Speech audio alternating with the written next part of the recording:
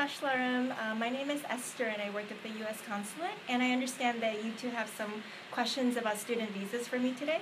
Yes, hi Esther. Hi. I have a question for you. Sure. What's the application process for a student visa? That's a very good question. So you can go to our website at tr.usembassy.gov and you can click on non-immigrant visas and find our application there. Or you can just simply Google U.S. Consulate Istanbul visas and our website should be the first one that pops up. So you can find our application, learn how to fill it out, and then schedule your appointment for a student visa interview there. Okay, I got one question to you. Uh-huh. If my visa application is denied, can I reapply? Yes, definitely. You shouldn't be too discouraged from your if you get denied the first time because you can apply as many times as you want. And there's really no restrictions on how long you have to wait before reapplying. But what's important to note is that you need to qualify for the visa. So it doesn't really matter how many times you apply if you don't qualify for the visa. And I have another question. Sure. What are the required documents for a student visa? Okay, so there are several, so make sure you write these down. First, you need your passport, a valid passport. Second, you need a passport photo. Third, you need the confirmation page of the DS-160.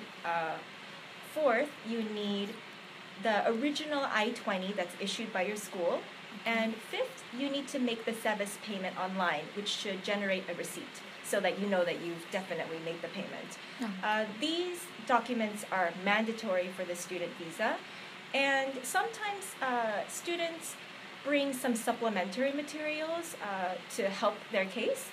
These aren't mandatory, but you're more than welcome to bring them. For example, students bring transcripts, they bring bank documents, they bring evidence of prior travel, property that they or their parents own.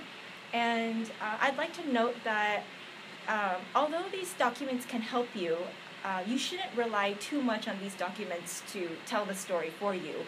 What we're really looking for is that you are a real student, that you intend to go to the U.S. to study, and that you can finance your education, whether it's scholarships or sponsorships. So, do you think can I work while doing my program in U.S.? That's a great question. Yes, you can work. You can work on your university campus for up to 20 hours. However, you can't work off campus, but only under limited or special circumstances. You can work off campus if you get permission from the Department of Homeland Security. And although you can work, I'd like to stress that working shouldn't be your main focus. It shouldn't really be a priority. Your priority should be to study and be a student. And also, if you choose to work off campus but you don't get permission for it, it may negatively affect your future visas. So definitely remember that. So when I issue the visa, student visa, can I enter US before my program start date? Yes, we get that question a lot. So a lot of students want to go a little bit early so that they can find housing and they can kind of settle in. And that's definitely okay. On your I-20, there's something called the program start date, and you can enter the U.S. up to 30 days before that start date. Okay. So I would like to ask that if I want to renew my visa, how can I do that? Okay, great question. So if you are an F1 visa ESL language student, and you want to go on another ESL language program, then you actually have to fill out the application again online, and you have to schedule another appointment with the consular officer. However, if you are a F1 university student and you are continuing your education at the same university, you have the same SEVIS number, and you're applying for the same F1 visa not more than 12 months from when your prior F1 visa expired, then you can participate in the interview waiver program, whereby you can have your interview waived, and you can just send us your documents via the post office, and then we will renew it for you. Oh, cool. Thank you. Okay, how long can I stay in US after my program ends?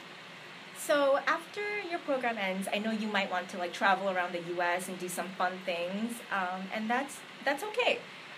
On your I-20, there's something called the program end date, and you just have to leave the U.S. no more than 60 days from that end date. Okay. And what is a J1 visa? I really wonder. So the J1 visa is for research scholars, professors, and exchange students.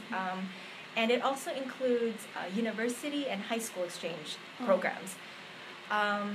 One very popular program here, maybe you've heard of it, is called the Summer Work and Travel Program, or SWT. And this is a really great program where students can use their summer vacation to go to the U.S., work at a hotel or amusement park or summer camp, and they can work in various service jobs to gain experience, and then afterwards they can travel around the U.S. And this program requires the J1 visa, and you need to be a full-time student at a post-secondary institution, and you also need to speak some English because the visa interview will be in English. And this program, like I said, is very, very popular in Turkey. We always have tons of students apply. Actually, last year we were the second. Turkey had the second largest number of SWT applicants, and so we hope that in 2018 we will have even more summer work and travel students from Turkey. Maybe you guys will apply. I also want to ask you about financial documents for F1 visa. Sure. How much do you think I need to have in my bank account? That's a really good question, and it's a question that we get often. So there's no like magic number of money that we need in your account. Like we don't need to see that you have 40 or 50,000 TL. That's not important. What's important is that you prove to the consular officer that you can finance your education. On your I-20, there's a section called Financials, and the financial section states the duration of the program and the total program cost. So we just really need to see that you can afford the total program cost and also be able to pay for things like books, rent, plane tickets. And you can prove this in any way that you like. Maybe you can show us that you have a scholarship, or maybe you've previously worked in a job and you have some income, or maybe you have some sponsorships, like your parents or your relatives are gifting you with some money for your education. So you can just, show us in whatever way you like that you can finance your education. But I'd like to stress that we don't need to see like a bunch of money sitting in your account. That's not really that important. Okay, good to know. So, and what is the best way to reach you? Questions? Sure. So the best way to reach us is through our website. We have a mailbox that is dedicated to answering visa questions. And if you just ask a question there, we will respond to you in a couple of business days. Oh, thank you. Thank you. Yeah, I hope that was helpful, and I hope that you guys consider studying in the U.S. or doing SWT because I think Turkish students are great and they're really enthusiastic, and that you guys really can get a lot of good experience from studying in the U.S. Yeah, we hope Thank so. you for your information. Çok memnun oldum. Biz de teşekkür ederim.